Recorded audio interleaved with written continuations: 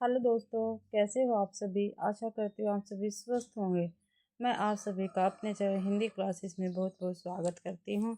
तो भाई, जो मैंने आपके लिए 2005 से लेकर 2005 से 2024 के जितने भी PYQ उसकी सीरीज चला रखी है, ठीक है। उसकी आज की हमारी क्लास है भाई, ये 2012 में जो आए थे पेपर में PYQ, वो मैं आपको करवाऊंगी, ठीक है। और पहला क्वेश्चन है हमारा, पवनचरियो किसकी भाषा है। जो पवनचरियो है भाई, वो किसकी भाषा है। थोड़ा ब्लर है PDF, तो थोड़ा ध्यान से देख लेना। तो किसकी भाषा, ये अब्दुल रहमान की है। नहीं भाई, अब्दुल रहमान की तो कौन सी है, संदेश रासक है। कौन सी है, संदेश रासक है अब्दुल रहमान की, ठीक है। विद्यापति की कौन सी है, विद्यापति की पदावली मैथिली भाषा में। कीर्तिलता है, कीर्ति पताका, ठीक है। ये किसकी है, विद्यापति की है। और चंद्रवरदाई की कौन सी है, चंद्रवरदाई की आप सभी को पता है, पृथ्वीराज रासो, ठीक है। तो हमारे क्वेश्चन का सही आंसर हो गया सी, स्वयंभू।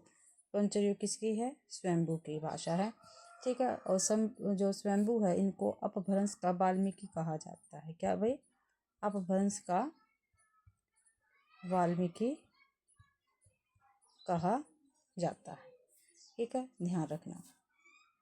अगला क्वेश्चन है, गोस्वामी तुलसीदास की रचना कवितावली किस भाषा की रचना है। तो अवधी की ब्रज भाषा की, तो अवधी ब्रज भाषा, मैथिली, बुंदेली। तो कीर्तिलता किशोरी कवितावली है इनकी ब्रज भाषा की रचना, ठीक है। देखो, जो तुलसीदास है, उनकी रामचंद्र शुक्ल जी ने 12 प्रमाणिक रचनाएं मानी हैं।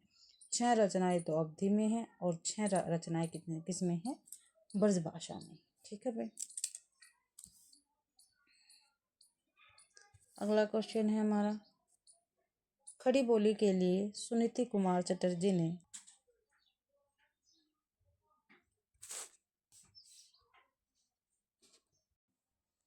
खड़ी बोली के लिए सुनीति कुमार चटर्जी ने किस भाषा का प्रयोग किया है। क्या भाई, जो खड़ी बोली है उसके लिए सुनीति कुमार चटर्जी ने किस भाषा का प्रयोग किया है। तो जनपदीय हिंदुस्तानी का, वर्नाकुलर हिंदुस्तानी का, कोरवी का या रेखता का। तो जनपदीय हिंदुस्तानी का सुनीति कुमार चटर्जी ने खड़ी बोली के लिए प्रयोग किया है। अगला क्वेश्चन है हमारा, सूफी प्रेमाख्यान काव्य परंपरा से में आराध्य को प्राय किस रूप में देखा गया। भाई, सूफी जो प्रेमाख्यान काव्य परंपरा है, उसमें जो उन्होंने आराधना की है, ठीक है, उसको भाई किस रूप में देखा है। गुरु के रूप में नहीं भाई, सखा के नहीं, प्रेमी की नहीं, प्रेमिका के रूप में देखा है। डी ऑप्शन हमारा ठीक रहेगा। भाई, सूफी काव्य है, उसमें जितने भी हमारे संत हुए हैं, सूफी संत, ठीक है, उन्होंने प्रेमिका के रूप में ईश्वर की भक्ति की है भाई।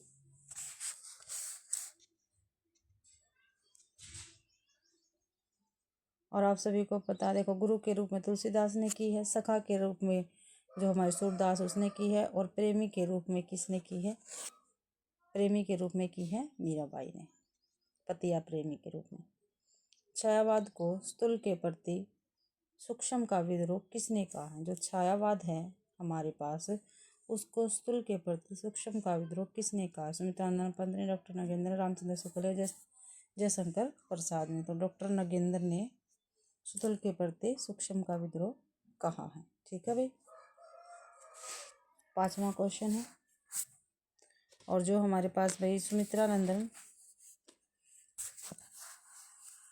एक अगला क्वेश्चन है, निम्नलिखित में से कौन मिश्र बंधुओं में नहीं है। ठीक है, मिश्र बंधु क्या थे भाई, 3 भाई थे, ठीक है। तो इनमें से कौन सा ऐसा है जो मिश्र बंधुओं का नाम नहीं है। तो कृष्ण बिहारी, श्याम बिहारी थे, गणेश बिहारी थे, और सुख बिहारी मिश्र थे, लेकिन कृष्ण बिहारी मिश्र नहीं थे। तो ये ऑप्शन हमारा ठीक रहेगा। रस गंगाधर हाँ भाई, जो रस गंगाधर हैं, रस गंगाधर के रचयिता कौन है? क्या भाई, रस गंगाधर के रचयिता कौन है? तो अभिनव गुप्त है, दंडी है, पंडित जगन्नाथ है, आचार्य विश्वनाथ। तो पंडित जगन्नाथ है, ठीक है, रस गंगाधर के रचयिता। और अभिनव गुप्त जो है, ठीक है, मैंने कल की क्लास में बताया था, जो अभिनव गुप्त है वो जो भरत मुनि का रस सूत्र थे उनके क्या है, चौथे व्याख्याकार है, ठीक है। और इनकी जो रचना है उनका क्या नाम है, इनके ग्रंथ का? ध्वन्यालोक लोचन, ध्वन्यालोक लोचन है। और एक है अभिनव भारती, अभिनव भारती है, ठीक है। और जो दंडी है हमारे पास, ये आप सभी को पता है, अलंकारवादी आचार्य है। और इनका ग्रंथ है काव्यादर्श। कौन सा है? काव्यादर्श, ठीक है बेटा। और जो हमारे पास विश्वनाथ जी रह गया, पंडित जगन्नाथ का तो रस गंगाधर हो गया, आचार्य विश्वनाथ का है भाई। और आचार्य विश्वनाथ क्या है? रसवादी कवि है, ठीक है, आचार्य कहे जाते हैं रसवादी, ठीक है। और इनका है साहित्य दर्पण, साहित्य दर्पण ग्रंथ है इनका।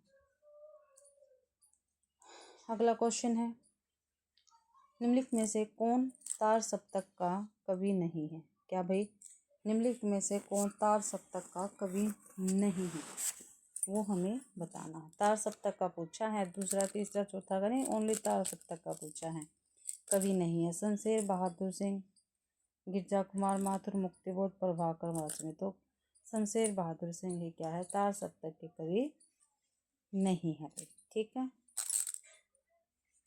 और आप सभी को पता है गिरजा कुमार माथुर, मुक्ति बोध और प्रभाकर माचवे, ये क्या है, अन्य जितने भी तार सप्तक उनके तार सप्तक हैं उनके कवि रहे हैं। और आप सभी को पता है आज्ञे द्वारा क्या है, जो तार सप्तक है उसका प्रयोग किया गया था, पहला सप्तक, दूसरा सप्तक, तीसरा चौथा, ठीक है।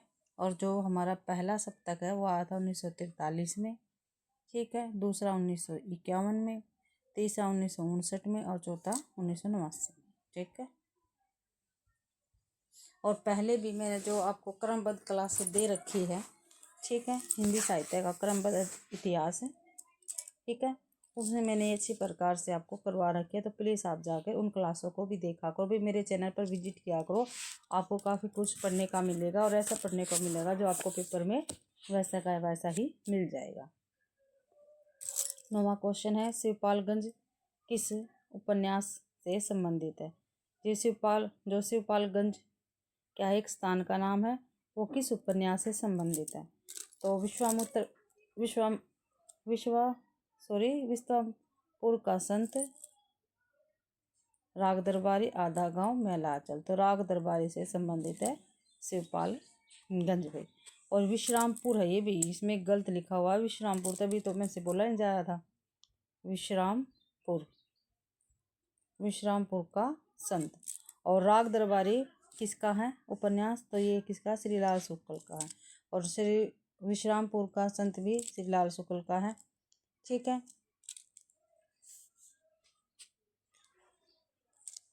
और जो आधा गांव है वो राही मासूम रजा का है, ठीक है, क्या है, ये भी एक उपन्यास है। और इसमें गंगोली गांव है, काफ़ी बार पूछा गया है, गंगोली गांव से संबंधित है। और मेला आंचल है फणीश्वरनाथ रेणु जी का, ये है पूर्णिया जिले के मेरीगंज गांव का इसमें जिक्र हुआ है, कथा वर्णित है, यानी पूर्णिया जिले के मेरीगंज, काफ़ी बार पेपर में पूछा जाता है।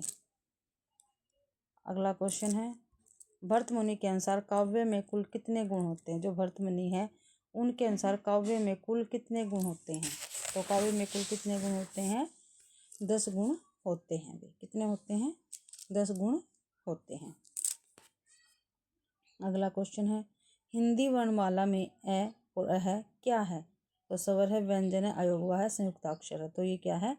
अयोगवाह है भाई, क्या है? अयोगवाह है, ठीक है। अगला क्वेश्चन है, अंधा युग किस नाट्य विधा के अंतर्गत आता है? जो अंधा युग है वो किस नाट्य विधा के अंतर्गत आता है? गीति नाट्य, नाटक, रूपक, प्रहसन। तो गीति नाट्य के अंतर्गत आता है अंधा युग भाई। और ये किसका नाटक है? धर्मवीर भारती का है। किसका है? धर्मवीर भारती का है भाई। अगला क्वेश्चन है 13वां।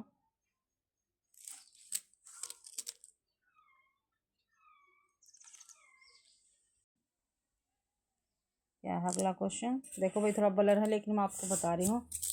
दो राह है समय के रथ का, घर घर नाज सुनो, सिंहासन खाली करो कि जनता आती है। उपयुक्त पंक्तियाँ किसकी कविता से क्या है भाई उद्धृत है?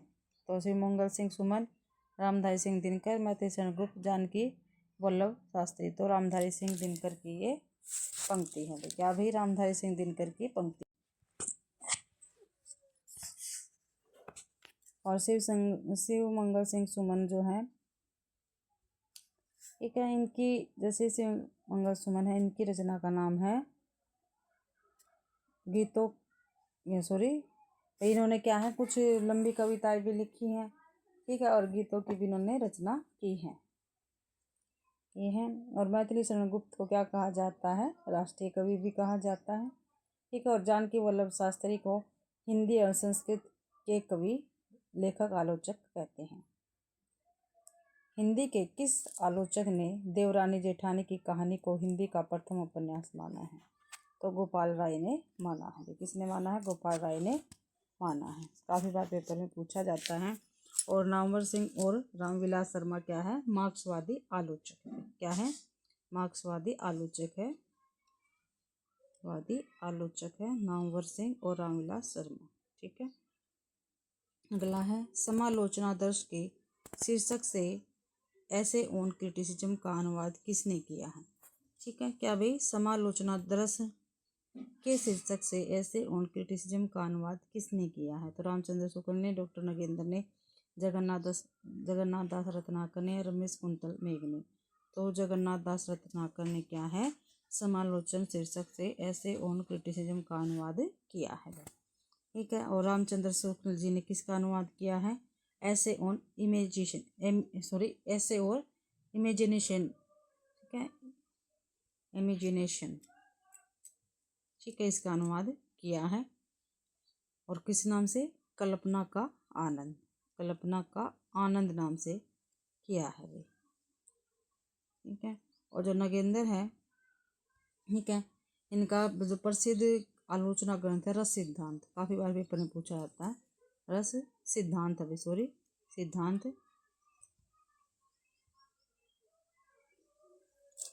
अगला क्वेश्चन है हमारा 16वां। शिखर से सागर तक किस रचनाकार की जीवनी है? क्या भाई? जो शिखर से सागर तक है वो किस रचनाकार की जीवनी है भाई? निराला की, अज्ञे की, मुक्तिबोध की, धर्मवीर भारती की। तो अज्ञे की क्या है? जीवनी है, ठीक है। इसकी है जीवनी, अज्ञे की जीवनी है, शिखर से सागर तक, ठीक है। और इसके लेखक कौन है? राजकमल रॉय है। कौन है? राजकमल राय है, ठीक है। जो शिखर से सागर तक वो लिखी तो राजकमल रॉय ने है, और जीवनी किसकी है? अज्ञे जी की है, ठीक है भाई, ठीक है। और मुक्तिबोध आप सभी को पता है ये क्या है? 4 सप्तक के कवि हैं। अगला है हिंदी में भक्ति धारा का उदय बाहरी आक्रमण की प्रतिक्रिया है। क्या दे रखा? सीधा ऐसा दे दिया क्या? हाँ सीधे दे रखा भाई। क्या है? हिंदी में भक्ति धारा का उदय बाहरी आक्रमण की प्रतिक्रिया है। यह भारतीय साधना परंपरा का स्वतःस्फूर्त विकास है। इनमें से ए और बी दोनों सही है, ए और बी गलत है, ए गलत है और बी सही है, दोनों आंशिक सही है। तो दोनों ही आंशिक सही है भाई, ठीक है। अगला क्वेश्चन है विभावना व्यापार रस प्रक्रिया की सुदृढ़ भूमिका है। विभाव ही रस का हेतु है। आंशिक सही है, बी गलत है, ए और आर दोनों सही है, ए गलत है और बी आंशिक सही है, ए सही है और बी आंशिक सही है। डी ऑप्शन ठीक है।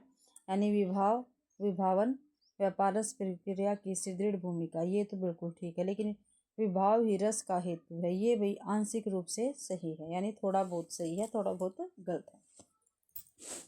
19वां क्वेश्चन है हमारा, छायावाद और रहस्यवाद में तात्विक भेद नहीं है। क्या भाई, जो छायावाद और रहस्यवाद है उसमें तात्विक भेद नहीं है। छायावाद में अभिव्यक्ति की सूक्ष्मता और रहस्यवाद में अज्ञात के प्रति जिज्ञासा है। ठीक है, तो ए गलत है और बी सही है। ए सही है, बी गलत है। ए आंशिक सही है और बी सही है। यही क्या हमारा ठीक है, सी ऑप्शन हमारा ठीक रहेगा। अगला क्वेश्चन है, नई कविता में निरूपित मनुष्य मात्र द्वंद्वग्रस्त है। ठीक है भाई, थोड़ा सा नई कविता मात्र व्यक्ति चेतना की कविता नहीं है। ये क्या है, दोनों ठीक है। सॉरी, पहला तो आंशिक सही है और दूसरा ठीक है। अगला क्वेश्चन है, कालक्रमानुसार आ गया भाई। ठीक है, ये इसको अच्छे प्रकार से देखते हैं हम। तो वैसे तो आप सभी को दिख गया होगा, इतिहास ग्रंथ है और इनको कालक्रमानुसार सही लगाना है। तो सबसे पहले आपको पता है हमारा हिंदी साहित्य का इतिहास गारसा दत्तासी ने लिखा था, फ्रेंच भाषा में लिखा था, और क्या नाम था, इस्तवार दे लिटरेचर इंदो ये हिंदुस्तानी। ठीक है, तो यही हमारा ठीक है। बी ऑप्शन बिल्कुल ठीक है, और जो भी है इसके बाद में आएगा। ठीक है, वैसे तो हमारा बी क्वेश्चन ठीक है ऑप्शन, लेकिन मैं आपको थोड़ा ज़्यादा बड़ा करके दिखाती हूँ अच्छी तरह से, इनके हम क्या है क्रम से हम करते हैं। ठीक है, जो भाई इस्तवार दले लिटरेचर इंदो ये हिंदुस्तानी है। ठीक है, उसका जो प्रथम भाग था वो आया था भाई 1839 ईस्वी में।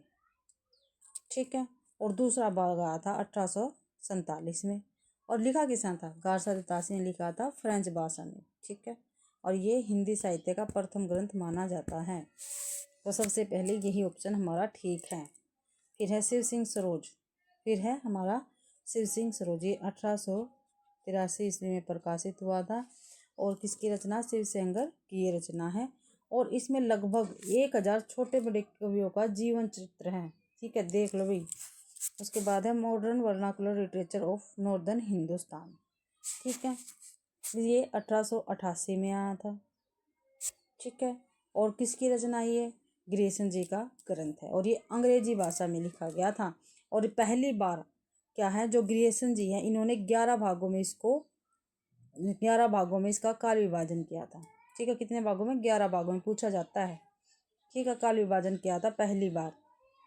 उसके बाद है मिश्र बंधु विनोद, ये मिश्र बंधु द्वारा लिखा गया था।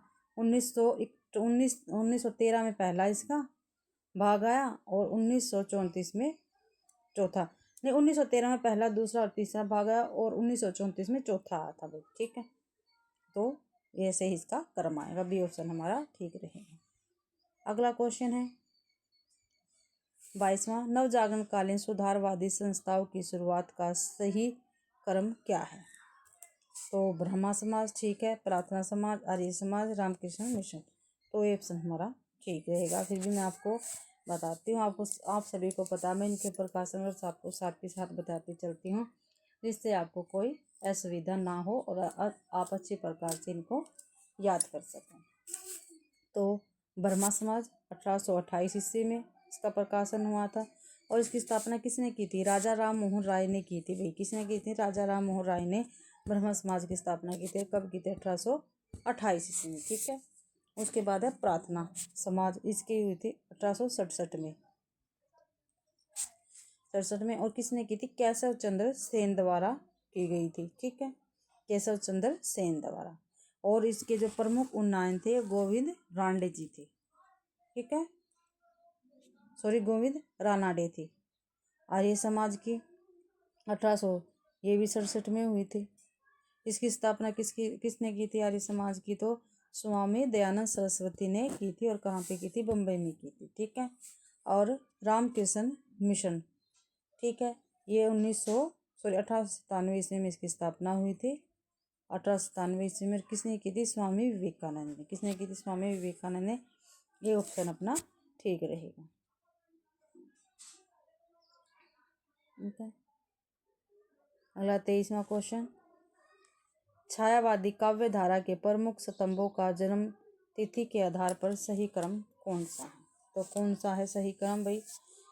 जयशंकर प्रसाद, सूर्यकांत त्रिपाठी निराला, सुमित्रानंदन पंत, महादेवी वर्मा, ये क्या है हमारा सही क्रम है। लेकिन मैं आपको इनके क्या है, इनके जो जन्म तिथि है वो मैं आपको बता रही हूँ। जो जयशंकर प्रसाद है वो है 1880 के, ठीक है। और जन्म कहाँ पे हुआ था? इनका काशी में था। सूर्यकांत त्रिपाठी निराला का जन्म हुआ था 1897 ईस्वी में। और कहाँ पे हुआ था? बंगाल के महिषादल, ठीक है, और मेदिनीपुरा जनपद में हुआ था। सुमित्रानंदन पंत 1900 में इनका जन्म हुआ था। और कहाँ पे हुआ था? अल्मोड़ा, ठीक है, अल्मोड़ा जनपद के कोसानी नामक ग्राम में हुआ था।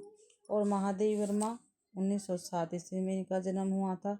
और कहाँ पे हुआ था? उत्तर प्रदेश के फर्रुखाबाद में, ठीक है। तो हमारा बी ऑप्शन बिल्कुल ठीक रहेगा। ये क्या है? सभी क्रम से है। अगला क्वेश्चन है, प्रकाशन की दृष्टि से निम्न काव्य कृतियों का सही क्रम बताना है, ठीक है। गीत फरोश, युगवाणी, हरिघास पर सनबर, कुकुरमुता। तो भाई देखते हैं, जो हमारी युगवाणी है इसका प्रकाशन है 1939 ईस्वी, ठीक है। और किसके? सुमित्रानंदन पंत की है। फिर है कुकुरमुत्ता, ये है 1942 की, 1942 की, ठीक है। 1942 के सूर्यकांत त्रिपाठी जी की रचना है, ठीक है। सूर्यकांत त्रिपाठी निराला जी की रचना है। फिर है हरिघास पर सनबर, ये है 1949 की, ठीक है, 1949 की। और किसकी है? ये है अज्ञे जी की।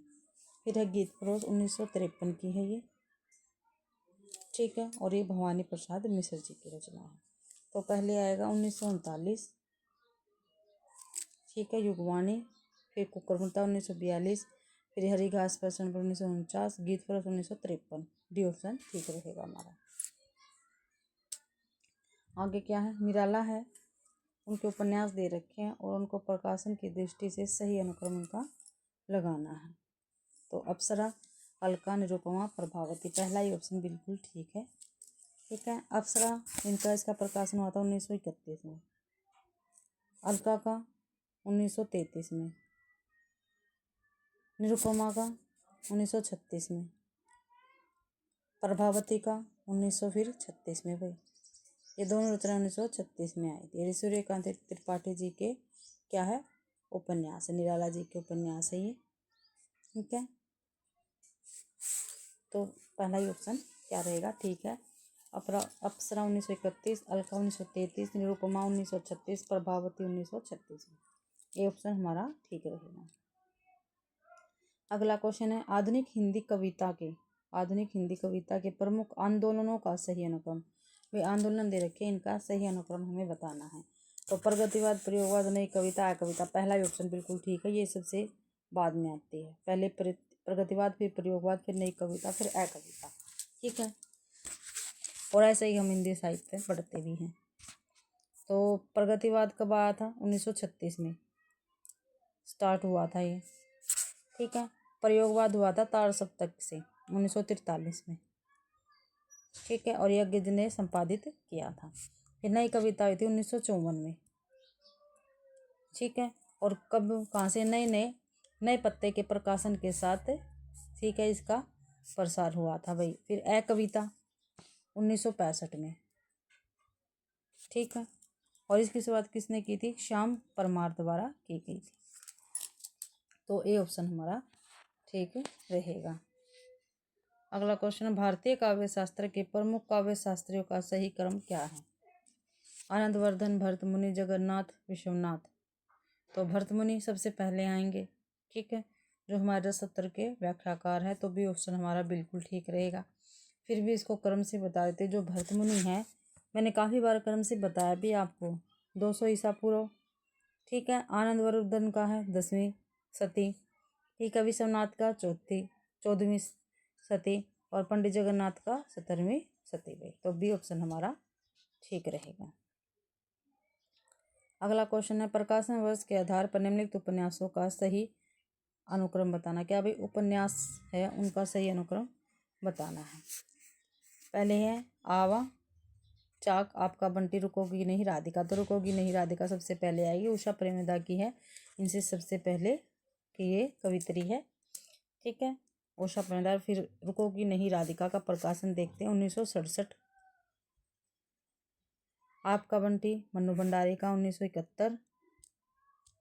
ठीक है, फिर है चाक मैत्री पुष्पा का 1997। ठीक है, आवा चित्रा मुदगल 1999।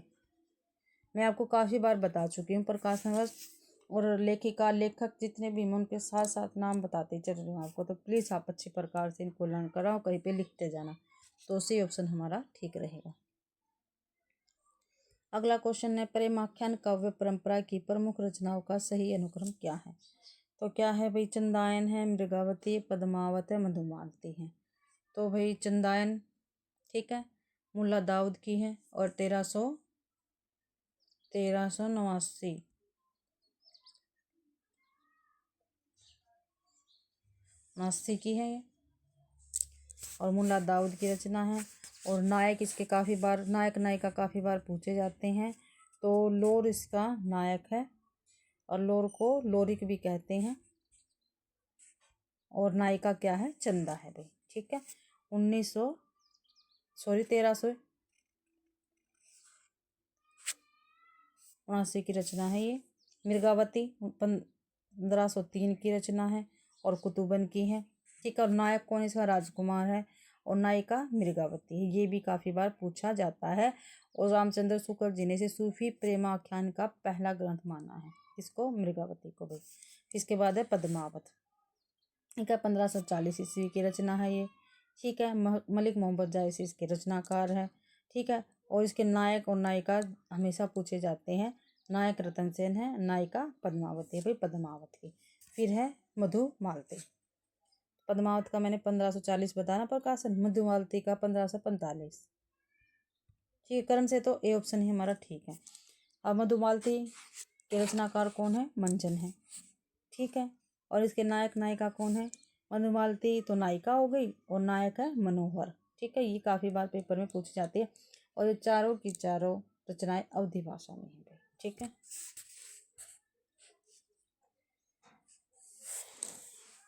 अगला क्वेश्चन है हमारा 30वां क्वेश्चन आ गए हम।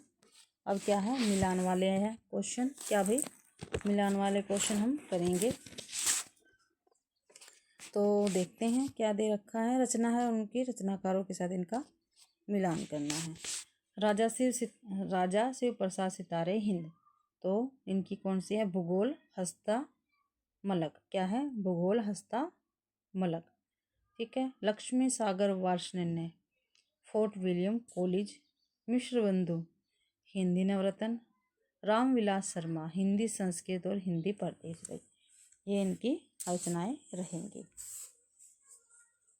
तो पहले का है, पहले का 4, ठीक है, और बी का, ए का 4, बी का 2, ए का 4, बी का 2, ए का 4, बी का 2, सी ऑप्शन हमारा ठीक रहेगा।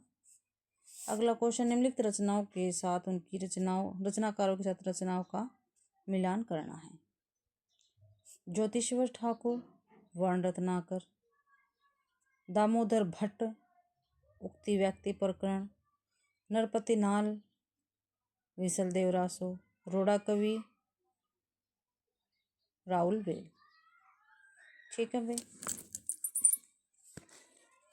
और खुमान रासो, दलपति विजय भाई। तो इसमें ए का 4, बी का 2, ए का 4, बी का 2 है, ये भी पहला ही ऑप्शन ठीक है, ए का 4, बी का 2, ए ऑप्शन हमारा ठीक रहेगा।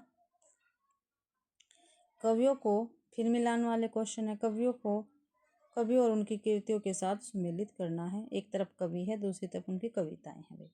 सुमित्रानंदन पंत ग्राम्या, घनानंद इश्कलता, केशव दास कवि प्रिया, कुतुबुन मृगावती। तो ए का 4 और बी का 3, ए का 4, बी का 3, तो ए का 4, ए का 4, बी का 3, यहाँ भी है भाई ए का 4, बी का 3, तो 2 ऑप्शन तो हमारे कट गए।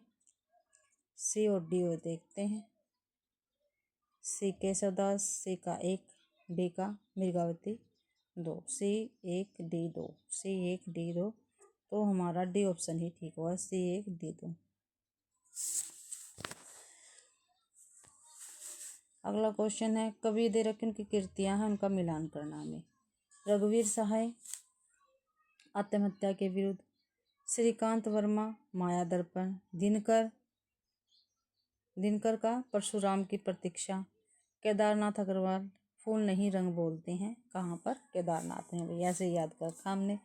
तो ए का 3 बी का 1, ए का 3 बी का 1, बी का 3 बी का 1, तो ये ऑप्शन हमारा ठीक रहेगा। कवियों को उनकी कृतियों के साथ सुमेलित कीजिए। कवि दे रखी, उनकी कृतियाँ दे रखी, उनको क्या करना? सुमेलित करना है। नागार्जुन युगधारा, नरेश मेहता संशय की एक रात, भवानी प्रसाद मिश्र सतपुड़ा के जंगल, केदारनाथ सिंह का क्या है? अकाल में सारस। तो ए का 4 बी का 1, ए का 4 बी का 1, बी ऑप्शन हमारा ठीक रहेगा। निम्नलिखित गद्य कृतियों को उनके लेखकों के साथ सुमेलित करना है। गद्य कृतियाँ दे रखी है और उनको सुमेलित करना है। साहित्यालोचन, ये किसका है? साहित्यालोचन है श्याम सुंदर दास का। रस मीमांसा रामचंद्र शुक्ल जी का। ठेले पर हिमालय है धर्मवीर भारती का। तमाल के झरोके से विद्यानिवास मिश्र जी। तो ए का 4 बी का 1, ए का 4 हो गया, बी का 1 हो गया, सी ऑप्शन हमारा डी, ए का 4 बी का 1। आगे 36वां क्वेश्चन, कथाकार है और उनकी कृतियों के साथ सुमेलित करना है। कृष्णा सोबती समय सरगम, श्रीलाल शुक्ल विश्रामपुर का संत, पीछे भी आ भी ठीक है। राही मासूम रजा टोपी शुक्ला, कमलेश्वर कितने पाकिस्तान। तो ए का 3 बी का 4, तो ये ऑप्शन ठीक है, ए का 3 बी का 4 भाई। अगला है, कहानी दे रखी है और उनके कहानीकारों के साथ सुमेलित करना है। चंद्रदर्शन माँ गुलेरी, तो बुद्धू का कांटा, रामचंद्र शुक्ल 11 वर्ष का समय, यशपाल पर्दा, अमरकांत दोपहर का भोजन। तो ए का 2 हो गया, बी का 4, ए का 2 बी का 4, ए का 2 बी का 4, सी ऑप्शन ठीक है। 38वां, कहानीकारों को उनकी कहानियों के साथ सुमेलित करना है। निर्मल वर्मा लंदन की एक रात, मार्कंडेय हंसा जाए अकेला, शिवमूर्ति कसाईवाड़ा, शेखर जोशी कोसी का घटवार। तो निर्मल वर्मा लंदन की एक रात, ए का 4, मार्कंडेय हंसा जाए अकेला 3, ए का 4 बी का 3, ए का 4 बी का 3, सी ऑप्शन ठीक है हमारा। अगला है, निम्नलिखित पंक्तियों के साथ सुमेलित करना। पंक्तियाँ दे रखी है और उनका मिलान करना है, ठीक है। जो जो निहारी नेरे हवे नेनिन, तो ये है मतीराम। ऊंचे घोर मंदिर के अंदर रहनवारी, ये है भूषण। नैन नचाए कहीं कम मुस्काई, लला फिलायो कहलन होली। रावरे रूप की रीति अनूप, जो जो लावत जो नए लागत, जो जो निहारत। तो ये घनानंद की हो गई है भाई। तो ए का 3 बी का 4, ए का 3 बी का 4, ए का 3 बी का 4, ये ऑप्शन हमारा ठीक है। स्थापना और तर्क वाले क्वेश्चन आ गए हमारे। शासन की स्थापना है पहले। शासन की पहुंच प्रवृत्ति और निर्वृत्ति की बाहरी व्यवस्था तक ही हो सकती है, बिल्कुल ठीक है। भीतरी या सच्ची प्रवृत्ति निर्वृत्ति को जागृत रखने वाली शक्ति शासन में नहीं होती, ये भी ठीक है। ए और दोनों ठीक है, ये ऑप्शन हमारा ठीक रहेगा। दूसरा क्वेश्चन है, स्थापना है। कवि वाणी के प्रसार से हम संसार के सुख दुख आनंद कलेश आदि का शुद्ध स्वार्थ मुक्त रूप में अनुभव करते हैं, बिल्कुल ठीक है। रीजन, सभी प्रकार के अनुभव के अभ्यास से हृदय का बंधन नहीं खुलता। ये क्या है? गलत है भाई, खुलता है। तो ए सही है, आर गलत है। बी ऑप्शन ठीक रहेगा हमारा।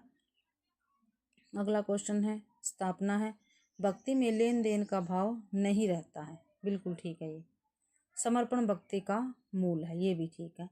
ए भी ठीक है और आर भी ठीक है। तो डी ऑप्शन ठीक रहेगा। ए सही है, आर सही है भाई। स्थापना और तर्क वाले क्वेश्चन है। स्थापना है। प्रिय के वियोग से जो दुख होता है उसमें कभी कभी दया या करुणा का भी कुछ अंश मिला रहता है। ठीक है। तर्क है। क्योंकि प्रिय के वियोग पर उत्पन्न करुणा का विषय प्रिय के सुख का निश्चय है। गलत है ये। ए सही है, आर गलत है। अगला क्वेश्चन है, स्थापना। दुष्कर्म के अनेक अप्रिय फलों में से एक अपमान है।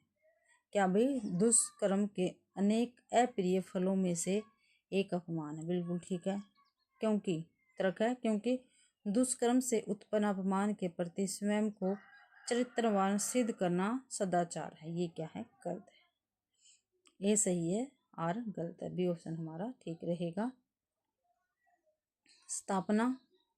प्रेम का समाजीकरण होता है तो उसे भक्ति कहते हैं। बिल्कुल ठीक है। प्रेम सामाजिक भाव नहीं है। ये क्या है? गलत है। ये सही है, आर गलत है भाई। आगे एक अवतरण दे रखा है, उसको पढ़ के हमें क्वेश्चन आंसर करने हैं। ठीक है, वो हम भाई कर रहे हैं, आप ध्यान से देखना। पढ़ते हैं। प्राचीन और मध्यकालीन आर्य भाषाओं संस्कृत प्राकृत अपभ्रंश का क्षेत्र क्या है? सार्वदेशिक था। जिस रूप में वे उपलब्ध है उस रूप में उनका व्याकरण ढांचा भी अलग था। इन भाषाओं में प्रादेशिक निष्ठा नहीं थी, किंतु जातीय भाषाओं में यह निष्ठा बढ़ी। संस्कृत से प्राकृत, प्राकृत से अपभ्रंश और अपभ्रंश से उत्तर भारत की आधुनिक आर्य भाषाओं का विकास हुआ। ऐसा विश्वास किया जाता रहा है और इसके लिए सिद्धांत भी गढ़े गए थे।